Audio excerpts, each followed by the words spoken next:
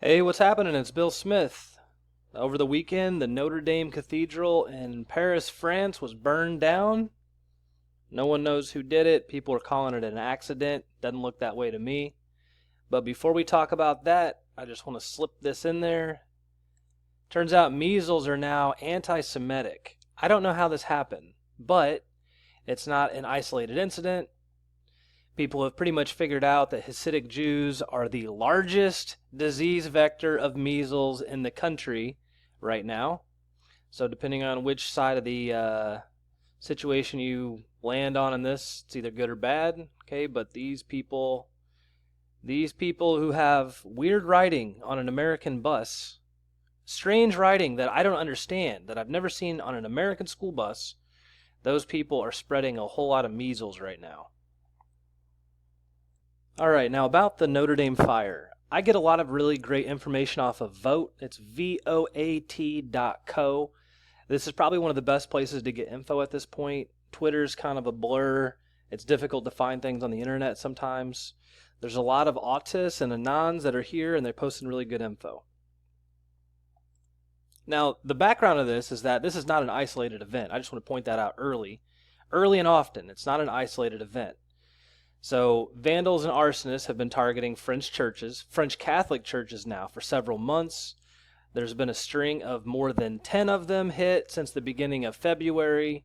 Investigators confirmed March 18th, that's just a month ago, that the fire at another cathedral called St. Sulpice was started deliberately. Now, people have been quick to point out other timelines. If you haven't been paying attention for the last 3 to 4 months, the Pope, the fraud Pope, has been on a worldwide apology tour. So in February, he signed a covenant with Sunni Muslims.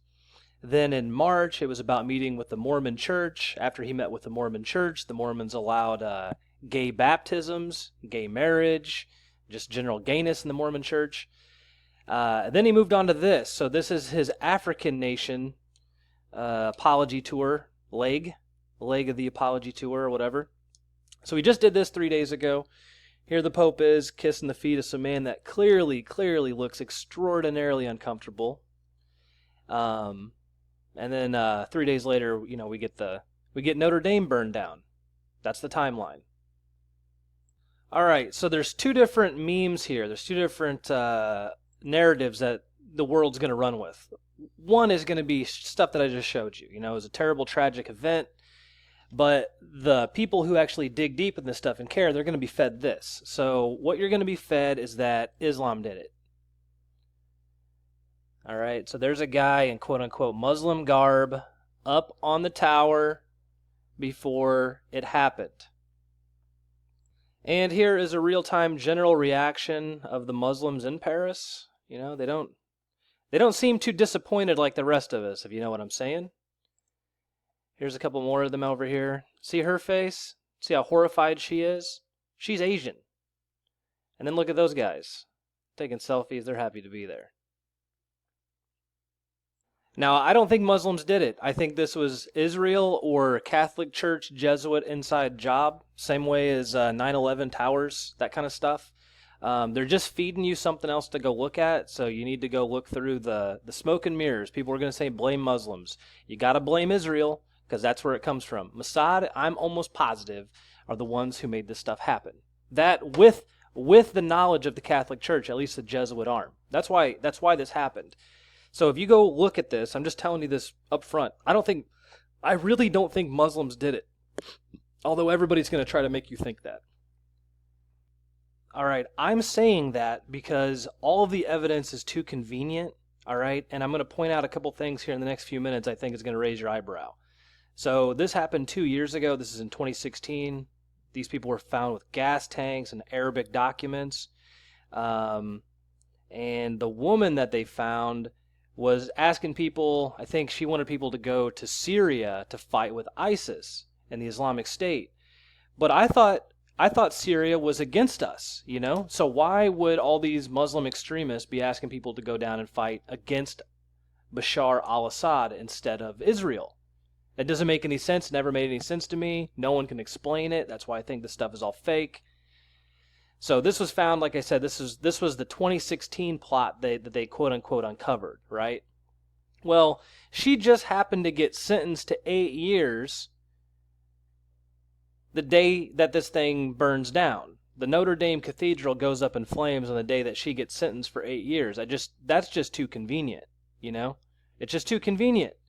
So I really think that what they're trying to do is start a race war, and they're going to start with Muslims versus Christians. That's going to be the first stuff they work with, and they'll just work back from there. You know, those are the two biggest groups they can get people behind. I don't say that lightly either. You know, the stuff just doesn't line up. So they're saying that this was a construction accident, but now the French media confirms that there were no construction workers at the Notre Dame Cathedral at the time of the fire. And now, buried in this NBC News article that was released like while the fire was burning, this guy who's a member of the Friends of Notre Dame, a U.S.-based foundation dedicated to fundraising for the cathedral's construction efforts, says that the fire started up near the rooftop, while another fire started in the North Bell Tower. And then, like I said, they just happened to catch this guy up in the North Bell Tower walking in Muslim garb. You know, what are the odds? You know, it's just, what are the odds? And then combine it with this. So it turns out that during the construction efforts, you know, you don't want to lose those works of art, those invaluable works of art, you know what I'm saying? So this cleaning offered a rare glimpse of the Notre Dame statues in Paris. Came down for the first time in over a century as part of the restoration of the monumental Paris church's towering spire, the one that just fell down. They just so happened to take the statue off the top of it right before it happened. So then, of course, you know, all these billionaires come forward and they say, hey, I want to rebuild this church. You know, all these people from different backgrounds, who knows who they are. They've never gone to church in their life, and now they want to donate to the rebuilding of this thing. What's interesting is that they point down here that saving the fire is, quote, potentially linked to 6 million.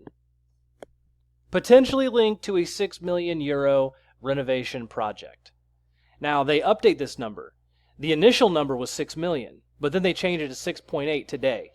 I'm just pointing it out. They really like that 6 million number. That's all I'm saying.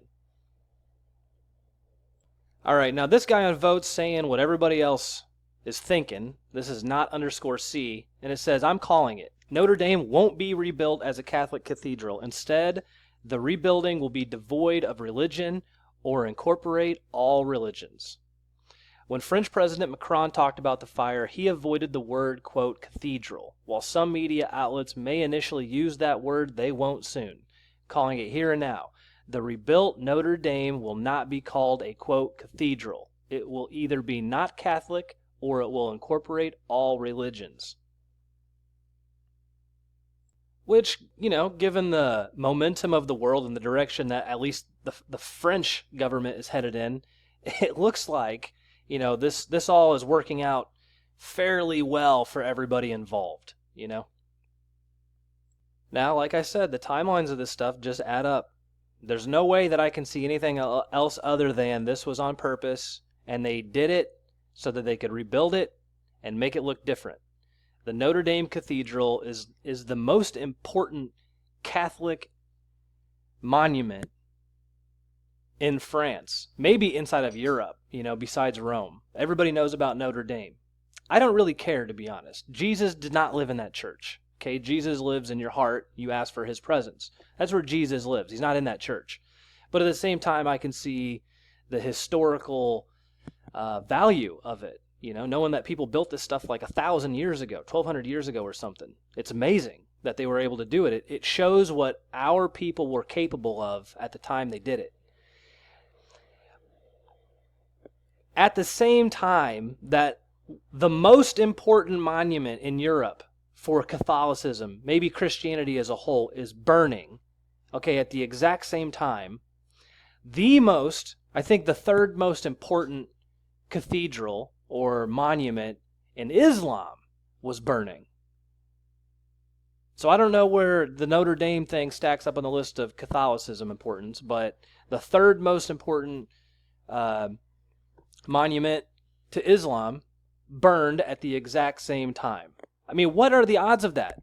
There is no possible way that this stuff all coincidentally happened on the same 2 or 3 days or within the same week. There's just no possible way. All right? There's no way. So they also say, they go out of their way in Newsweek here to say that Jerusalem's Al-Aqsa mosque fire burns at the same time as flames engulf Notre Dame Cathedral in Paris. They say Jerusalem.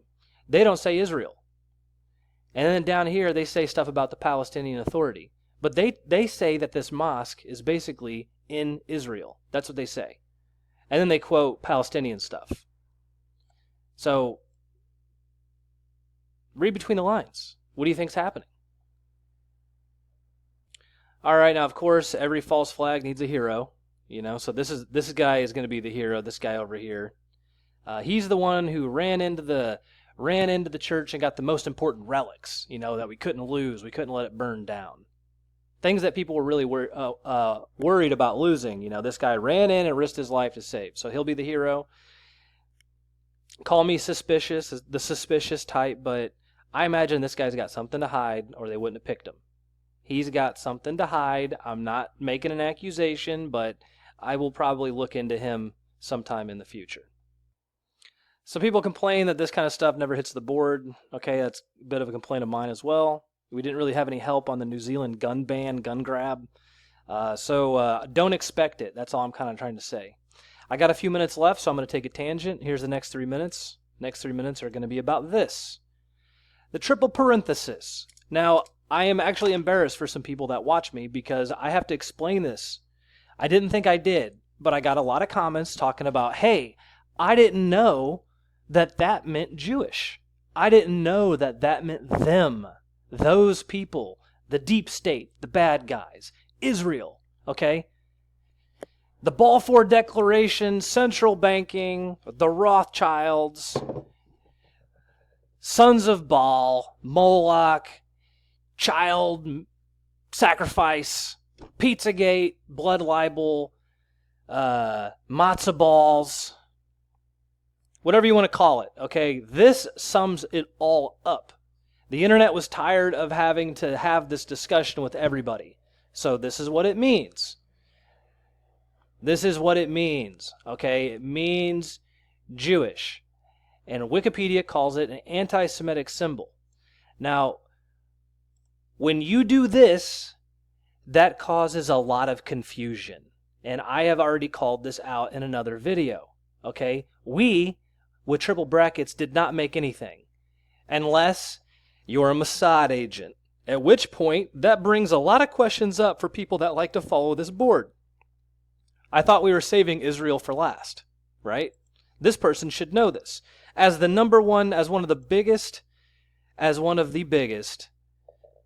people on Twitter, you would think they would understand that. 168,000 followers and you don't know what the triple parenthesis is? So I didn't make a big deal out of it. I didn't really grab onto it. But here they are replying to @55JMcLean, who seems a lot to me like @55TrueForYou, who threatened me on Twitter whenever I called out Lisa Mae Crowley. And here is QAnon 76 replying to Lisa Mae Crowley, Lisa Mae Norton, Lisa Norton Crowley, that's the cyberpunk, former government official, saying, thank you, Lisa, and every single one of the hardworking patriots out there. This was about us Jews running the Q board. But I don't want to beat a dead horse on that. So we'll just leave it here. Some people don't know what the word kike means. It's actually kind of funny. The word kike is an ethnic slur for a Jew, but it comes from the Yiddish word for circle, because they associated an X with Christianity and hated Christians so much they wouldn't use the actual symbol for X when signing things at Ellis Island during their immigration form fill-outs. Immigration inspectors were calling anyone who signed it with a 0 or an O instead of an X a keikel or kikala or kike. Finally and succinctly, kike. Till next time, this is Bill. Thanks for watching.